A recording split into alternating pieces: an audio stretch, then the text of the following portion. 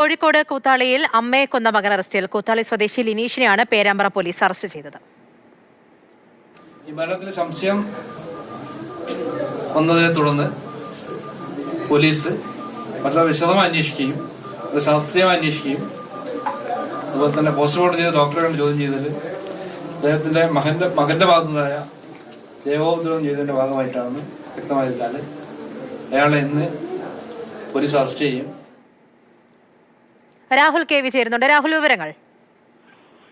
പൂജ, ഞെട്ടിക്കുന്ന ഒരു വാർത്ത തന്നെയാണ്. മകൻ അമ്മയെ അതിക്രൂരമായി ആക്രമിച്ചാണ് കൊലപ്പെടുത്തിയത്. തിങ്കളാഴ്ച രാത്രിയാണ് ഈ ലിനീഷ് അമ്മ പത്മാവതിയെ ആക്രമിച്ചത്. അതായത് കട്ടിലിൽ കിടക്കുകയായിരുന്ന അമ്മയെ കഴുത്തിൽ പിടിച്ച് ഉയർത്തി കാൽമുട്ടുകൊണ്ട് നെറ്റിയിലും വയറിലുമൊക്കെ ഇടിക്കുകയായിരുന്നു. തലയ്ക്കേറ്റ ഗുരുതരമായ പരിക്കാണ് അമ്മയുടെ മരണകാരണം. വാരിയല്ലുകൾ തകരുകയും ചെയ്തിരുന്നു. പിറ്റേ ദിവസം അയൽക്കാരുടെ ഒക്കെ സഹായത്തോടെ ഈ മകൻ തന്നെയാണ് ആശുപത്രിയിലേക്ക് എത്തിച്ചത്. പേരാമ്പ്രയിലെ സ്വകാര്യ ആശുപത്രിയിൽ ആദ്യം, പിന്നീട് കോഴിക്കോട് സ്വകാര്യ ആശുപത്രിയിലേക്ക് കൊണ്ടുപോയി. അവിടെ വെച്ചാണ് പത്മാവതി മരിച്ചത്.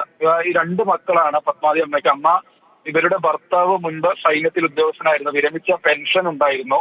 അപ്പോൾ ഈ പെൻഷൻ തുക അതുപോലെ സാമ്പത്തിക സഹായങ്ങളൊക്കെ ജ്യേഷ്ഠന് മാത്രം നൽകുന്നു എന്നൊരു പരാതി ലിനീഷിനുണ്ടായിരുന്നു. തുടർന്ന് ഈ സാമ്പത്തിക പ്രശ്നങ്ങളൊക്കെ ചൂണ്ടിക്കാണിച്ചുകൊണ്ടാണ് അമ്മയുടെ കഴുത്തിലൊരു മാലയുണ്ടായിരുന്നു. ആ മാല ആദ്യം പൊട്ടിച്ചെടുത്തു. ആ മാല ഉപയോഗിച്ച് മുഖത്തടിച്ചു. അതിനുശേഷം വിധത്തിൽ തലയ്ക്കും വയറ്റിലും അടിച്ച് അമ്മയെ കൊലപ്പെടുത്തിയത്. അതായത് ഇന്ന് ഇയാൾ സംശയത്തിന്റെ നിലയിലാണ്. പോസ്റ്റ്മോർട്ടത്തിൽ കൊലപാതകമാണെന്ന് സ്ഥിരീകരിച്ചതോടെ പോലീസ് ഇയാളെ കൃത്യമായി നിരീക്ഷിച്ചു വരികയായിരുന്നു.